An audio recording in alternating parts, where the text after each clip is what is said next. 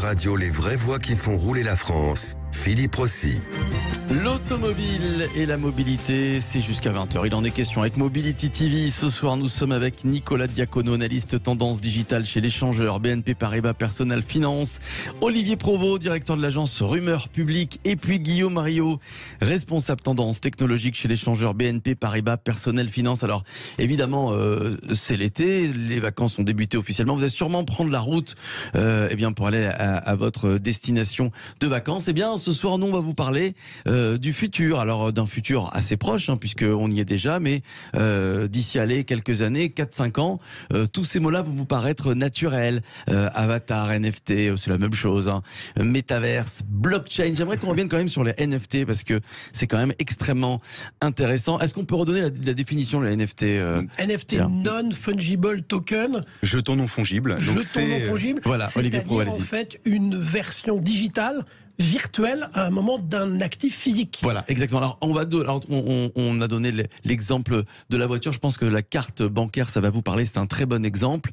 On prend un exemple très concret. Vous partez, je ne sais pas, à Londres, et puis vous réalisez en arrivant à l'aéroport que malheureusement, ou à la gare, pour prendre l'Eurostar, vous avez oublié votre portefeuille à la maison. Et du coup, vous dites, malheureusement, je vais pas pouvoir payer. Vous avez quand même votre passeport, parce que il n'y a pas encore de NFT de passeport. Oui. Ça viendra sûrement. Mais en tout cas, vous n'avez pas votre carte bancaire. Aujourd'hui, une entreprise comme Visa a créé un NFT de votre carte bancaire qui fait en sorte que vous avez votre carte dans votre téléphone. C'est plus loin encore que les systèmes de paiement type Apple Pay et autres. Vous avez véritablement le NFT de votre carte bancaire. Vous allez pouvoir payer votre train, votre avion, vos courses à Londres, le resto à Londres, avec votre carte bancaire qui est inscrite dedans. Et donc, in fine, elle est totalement virtualisée, mais c'est la même, c'est-à-dire surtout avec les mêmes indicateurs de sécurité, ce qui est très important pour vos auditeurs. C'est la même sécurité que votre carte bancaire, mais elle est virtualisée. C'est-à-dire qu'en fait, on va vivre dans deux mondes. Il y aura le monde réel et le monde virtuel, tout simplement. Qui seront liés. Qui sont en pleine fusion, en fait. C'est ça, le NFT, c'est la passerelle, en fait, entre le virtuel et le réel. Et on peut associer, effectivement, des objets réels ou des objets virtuels à ces NFT, à ces jetons qui sont enregistrés dans la blockchain. On y associe tout ce qu'on veut. On pourrait même imaginer demain, ce qu'on appelle tokeniser, je vais transformer la valeur d'une voiture de collection en plusieurs petites parts et que je vais pouvoir vendre. Et du coup, moi aujourd'hui, je peux pas m'acheter une Lamborghini. Peut-être que par ce biais-là, je pourrais devenir copropriétaire d'une Lamborghini. Grâce à ces NFT qui seront vendus et je pourrais acheter en crypto-monnaie. Et ça va changer aussi la dimension de relation client. Ça va être l'infrastructure de la relation client. Ça va être la sorte on a parlé de Visa, mais de la carte d'accès à tous ces communautés de fans et autres, et on le voit dans le monde de l'automobile, des marques comme Porsche, Lamborghini et autres, Mercedes, Alpine, qui ont lancé leur collection de NFT pour les plus grands fans, soit en termes d'investissement, mais aussi pour faire partie d'une communauté propre à chaque constructeur automobile, avec des marques très très fortes, bien évidemment. Oui, là vous me parlez exactement des voitures de luxe. Bien sûr. Mais est-ce que, Guillaume Rio, est-ce que les constructeurs commencent petit à petit à se préparer à entrer dans ce monde virtuel? Je ne parle pas des marques de luxe, mais les constructeurs que l'on connaît, Renault, Peugeot. On l'a évoqué tout à l'heure avec Alfa Romeo pour le smart contract et le suivi du véhicule. Bien dans le micro. Du véhicule. Mais il y a aussi un groupe, là je vais partir en Corée, je vais parler de Hyundai. Donc Hyundai parle de métamobilité. Donc vous voyez, on parle de métaverse, mais là on est dans la métamobilité. C'est-à-dire que demain vos véhicules seront autonomes, mais que faire dans son véhicule autonome à part rester à rien faire. C'est-à-dire qu'ils ont imaginé que vous pourrez demain aller sur Mars avec votre avatar et vous balader, c'est-à-dire qu'ils ont signé un accord avec Boston Dynamics Group, vous savez, c'est les robots... les fameux robots chiens, vous savez, qui ressemblent énormément à... Et vous pourrez le diriger sur Mars et imaginer plein de scénarios. Ou même Smart Factory, diriger votre robot dans votre Smart Factory à distance. Il y a plein de possibilités. Et la Corée, c'est vraiment le pays... le premier ancré dans le métaverse. Et si vous me laissez la parole... Allez-y, Guillaume. Ils ont investi, ils ont lancé le Digital New Deal.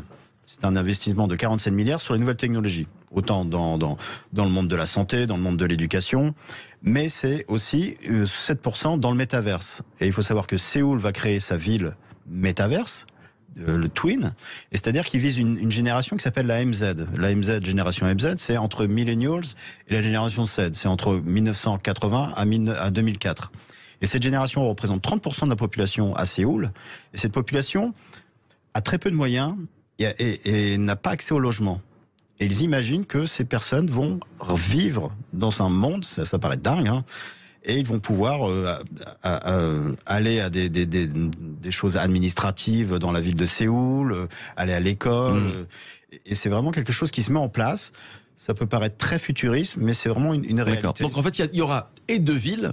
Donc le Séoul normal, le Séoul métaverse, avec deux populations, la population qui vit dans le réel, dans la ville de Séoul, et celle qui aura des activités dans la ville de Séoul version métaverse. Et on a même des constructeurs automobiles qui se positionnent dessus, hein, des Nissan, des Hyundai. Nissan a par exemple créé sur un métaverse qui s'appelle VRChat une concession automobile pour montrer ses derniers modèles, pour que les gens viennent les voir avec leurs avatars, les sélectionner, peut-être choisir la couleur, ainsi de suite, et ensuite prendre rendez-vous avec une concession bien réelle cette fois-ci. Et comme l'a mentionné Olivier tout à l'heure, ce qui est intéressant, c'est que on va créer un commerce autour des avatars. Mon avatar, je vais devoir l'habiller comme je m'habille aujourd'hui. Peut-être que je vais acheter ma paire de baskets et que j'aurai son double numérique sous forme de NFT pour habiller mon avatar, ou inversement, j'irai dans une boutique pour acheter des habits pour mon avatar et derrière m'habiller avec ces mêmes habits moi dans la vie réelle. Il faut savoir que le marché des tenues, des accessoires dans le jeu vidéo, c'est 40 milliards de dollars 40 en milliards 2021. Sur un marché total du jeu vidéo qui est 180 milliards. Donc cette économie du virtuel, elle existe déjà. Et du coup, elle va évidemment intégrer la mobilité, l'automobile.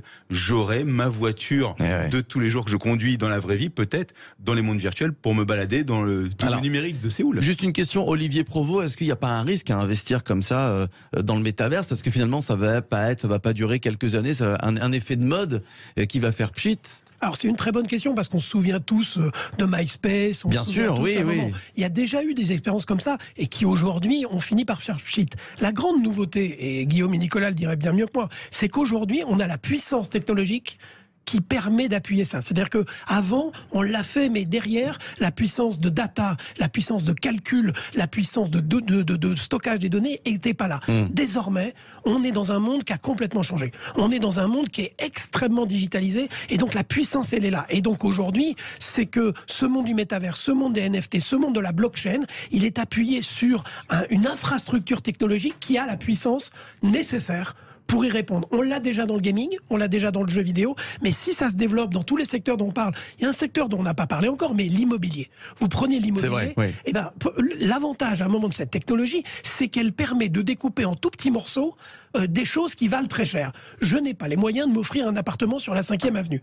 Mais si cet appartement, il est décomposé en tout petits morceaux, je peux peut-être me payer, si je suis persuadé que l'immobilier à New York va continuer à grimper, je peux m'acheter un petit morceau d'un appartement sur la 5e avenue grâce à cette technologie, grâce à la blockchain, grâce au NFT. Ça n'était pas possible il y a 10 ans. C'est possible aujourd'hui. Et donc, c'est bien l'infrastructure technologique qui nous permet aujourd'hui de se dire ce qui paraît un peu fou quand on en parle, et ce qui était un peu fou il y a 10 ans n'est plus fou du tout. Donc, on peut avoir des revenus modestes, mais avoir de l'argent dans le métaverse. On peut avoir de l'argent dans le métaverse. Ce qui se passe à Séoul avec cette génération que je viens de mentionner, qui achète des parcelles de terrain pour demain investir et vraiment vivre une vie, on va dire, virtuelle.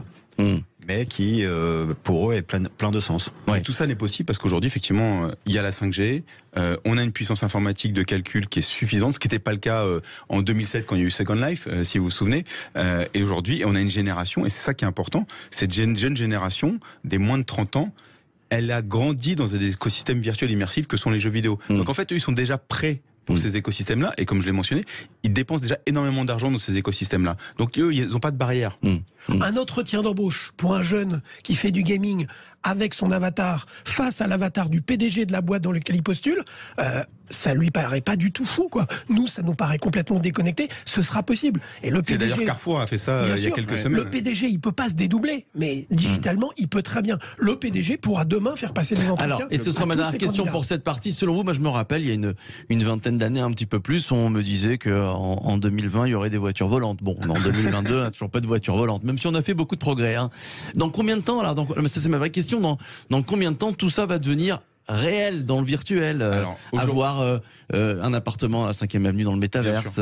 Aujourd'hui, il faut faire le comparatif. C'est comme l'Internet et le e-commerce en 1996. On est au tout début. Donc tout est en train de se construire. Et là, donc c'est un peu le Far West, ça part un peu dans tous les sens, d'où le fait qu'il y ait des crashs, qu'on parle de pas mal de sujets, que ça fasse débat. c'est l'Internet de 1996. Remettez-vous dans la page, descendez comme ça petit à petit. C'est vrai. Ça prenait du temps. Aujourd'hui, si on l'a pas en moins de 10 millisecondes sur son téléphone, on est frustré. Eh bien, on est à ce niveau-là. On est dans le 1996. Donc, tout est en train de se construire. Il y a d'ailleurs des initiatives très intéressantes de Facebook, Microsoft, qui s'allient à des acteurs comme Ikea pour créer le standard de ce monde virtuel, un monde virtuel qui va être bien tangible, bien réel et suffisamment mature au début des années 2030. Aujourd'hui, on construit ces bases-là. Et en 2030, on pourra faire le comparatif avec évidemment ce qu'on s'est dit aujourd'hui et savoir où est-ce qu'on en est. Mais globalement, c'est des années 2020, début des années 2030, on pourra avoir des vraies choses tangibles. Et le dernier cas, c'est surtout le sensoriel, l'haptique. Il y a beaucoup de sociétés qui travaillent sur l'haptique, d'avoir les sensations, les odeurs. Quand vous aurez l'environnement sensoriel de monde virtuel, là, on arrivera à un autre niveau. Pour l'instant, on n'y est pas. Un petit peu de patience. Nicolas Diacono, vous restez avec nous, Olivier Provost, Guillaume Riot, Christophe Potron qui nous rejoint dans quelques instants. Il est cofondateur d'Odopass qu'on vous présente dans quelques minutes. L'application Odopass. À tout de suite.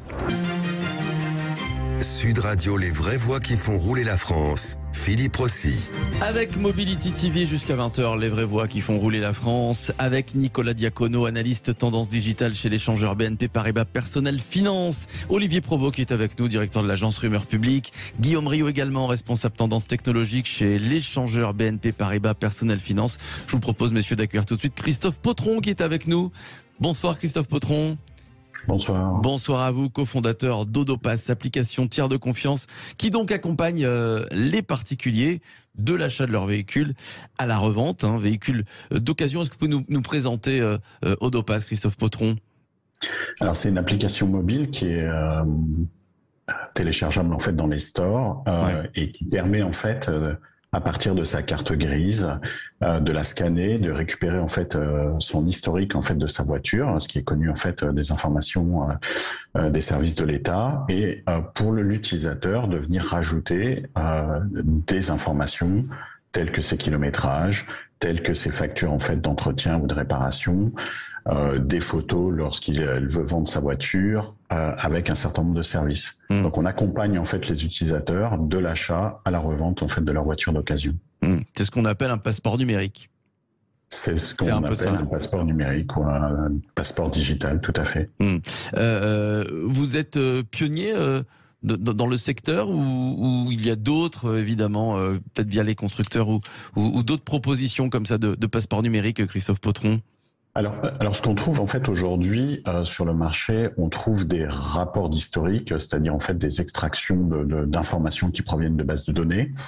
Mais le passeport tel que nous on l'entend, c'est-à-dire on a des informations, on va pouvoir rajouter en fait de nouvelles informations et surtout on va pouvoir partager en fait ces informations-là en fait avec un acheteur potentiel, et lorsqu'on va vendre sa voiture, en fait on va pouvoir lui transmettre en fait ce passeport, c'est-à-dire que l'ensemble des données, l'ensemble des kilométrages, l'ensemble des factures d'entretien et de réparation, elles vont pouvoir être passées en fait au nouvel acquéreur.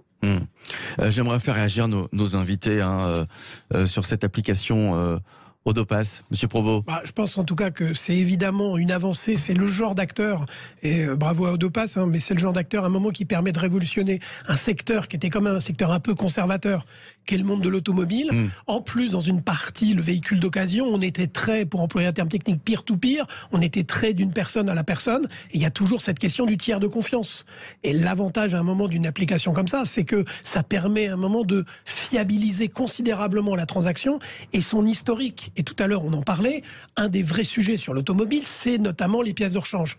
Il y a un vrai sujet de sécurité, il existe même, tenez-vous bien, dans l'aéronautique. Et donc dans l'industrie, le suivi des pièces de rechange, c'est absolument essentiel. Et quand vous avez un passeport numérique comme ça, quand vous avez à travers des systèmes digitaux, y compris dans le métaverse, qui permettent de savoir d'où vient la pièce, qui étaient ses précédents propriétaires, et donc du coup de valider sa vraie origine, que c'est bien à un moment la pièce certifiée par le constructeur, vous avez une garantie de sécurité qui fait du bien à l'acheteur et aux acheteurs futurs dans la blockchain. Ouais. Bientôt, Nicolas Diacono, on pourra, dans quelques années, des applications comme Odopass pourront proposer aussi de vendre des avatars, par exemple, avatar de la voiture, non? On pourrait imaginer qu'il y a un double numérique de la voiture qui soit un peu la clé d'entrée pour justement la plateforme Odopass et qu'on puisse imaginer qu'il y ait des NFT qui soient justement facilement échangeable au-delà de la plateforme, mais que ce soit interopérable entre les différentes plateformes, même de l'État ou d'autres acteurs sur le même sujet. Et Odopass, dans ce sens-là, d'être ce coffre-fort numérique, ce passeport numérique de la voiture, est super important parce que ça va aussi éduquer, pousser aussi peut-être l'État à évoluer sur ces sujets-là pour justement arriver à ces usages de NFT, tokenisation, blockchain, pour assurer la transparence et la sécurité. Parce que la vraie valeur de ces technologies-là, c'est, comme je disais, c'est l'origine, la propriété, et toute cette transparence est historique. Et c'est une vraie valeur parce que grâce à la blockchain, on sécurise ces éléments-là. Et c'est infalsifiable. Christophe Potron, prochainement. Oui, Guillaume Rio, sur une plateforme telle que le Bon Coin, c'est plutôt rassurant d'avoir ce type de passeport numérique. Christophe Potron, cofondateur d'Odopass. Prochainement, les utilisateurs d'Odopass deviendront propriétaires des données de leur véhicule. Alors, c'est pas qu'ils deviendront propriétaires, ils sont déjà propriétaires. Pourront le partager. Voilà, ce que nous on veut faire en fait avec Odopass, c'est qu'ils reprennent en fait la possession en fait de leurs données, puisqu'en fin de compte les données, il y en a beaucoup d'endroits.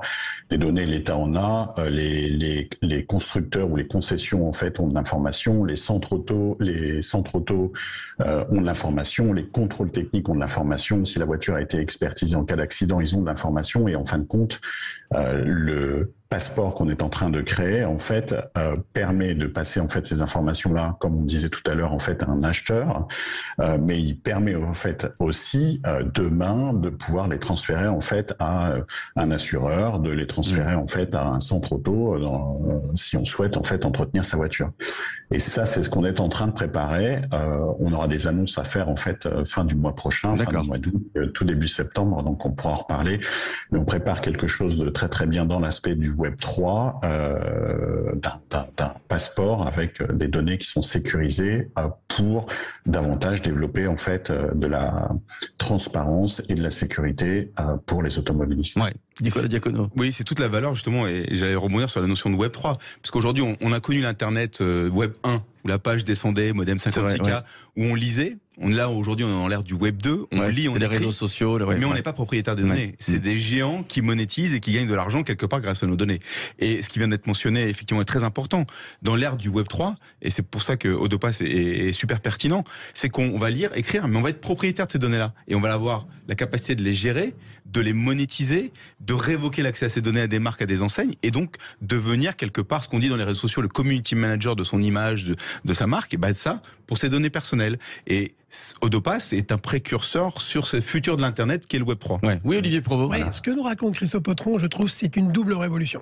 La première révolution, c'est que contrairement à tout ce qu'on raconte sur la spéculation autour de ce monde digital, c'est de la sécurité. C'est de la sécurisation des données. Et la deuxième chose, c'est que vous prenez le pouvoir. C'est-à-dire que le pouvoir, il ne sera plus chez Google, il ne sera plus chez Facebook, il ne sera même plus chez Apple, il sera chez vous. Vous devenez propriétaire de vos données. Donc il y a une double révolution de ce monde virtuel. C'est que c'est un monde qui renforce la sécurité au lieu de l'affaiblir, et c'est un monde qui vous redonne le pouvoir et qui vous permet du coup de savoir si vous avez envie de monétiser ou pas ces données. C'est un peu contre-intuitif. On a l'impression qu'on perd le contrôle avec cette virtualisation. C'est exactement l'inverse. On reprend le contrôle, et c'est pour ça que c'est plein d'espoir. Comment, Christophe Potron, comment vous imaginez Odopass dans une dizaine d'années? Parce que là, on a l'impression que ça va très vite, le passeport numérique, on va pouvoir transférer les données, mais alors comment on va évoluer Odopass et qu'est-ce qui pourrait se passer? Comment on pourra l'utiliser dans une dizaine d'années? Alors, je ne sais pas si je vais réussir à répondre à votre question. Qu'est-ce que sera Odopass en fait dans 10 ans? Par contre, je peux vous donner un cas d'usage en fait pratique que l'on met déjà en fait en œuvre aujourd'hui avec certains assureurs. C'est-à-dire que l'automobiliste aujourd'hui peut partager en fait, c'est sa décision de partager des données, notamment des données de kilométrage et ses projets d'achat ou ses projets de vente avec son assureur automobile. C'est-à-dire que les assureurs aujourd'hui sont très intéressés en fait pour récupérer de l'information qu'ils ne disposaient pas. Et certains assureurs ont des contrats en fait au kilomètre. Donc comment je veux dire, le contrat est limité ou est limité en fait à un certain nombre de kilomètres dans l'année. Les assureurs n'ont pas l'information. Ils ont proposer en fait un contrat en fait à l'assuré, et l'assuré doit remonter ces informations-là, et ils ont beaucoup de difficultés, les assureurs, à récupérer ces informations-là.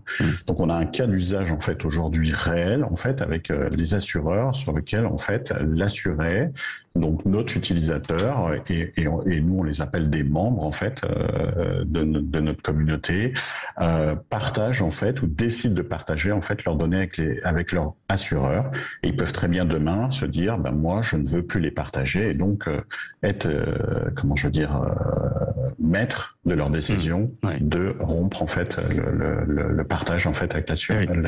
Merci. Je pense que le pass ne sera que plus pertinent quand les voitures seront connectées électriques, où vous aurez les données en temps réel. Oui. Merci à vous Christophe Potron. Je rappelle que vous êtes le cofondateur d'Odopass. Merci Nicolas Diacono, analyste tendance digitale chez l'échangeur BNP Paribas Personnel Finance. Guillaume Rio, responsable tendance technologique chez l'échangeur BNP Paribas Personnel Finance. Et puis Olivier Provost, directeur de l'agence Rumeur Publique. Cette émission, et j'étais ravi de vous accueillir, c'était bien du réel, c'est pas de la métaverse, c'est pas virtuel.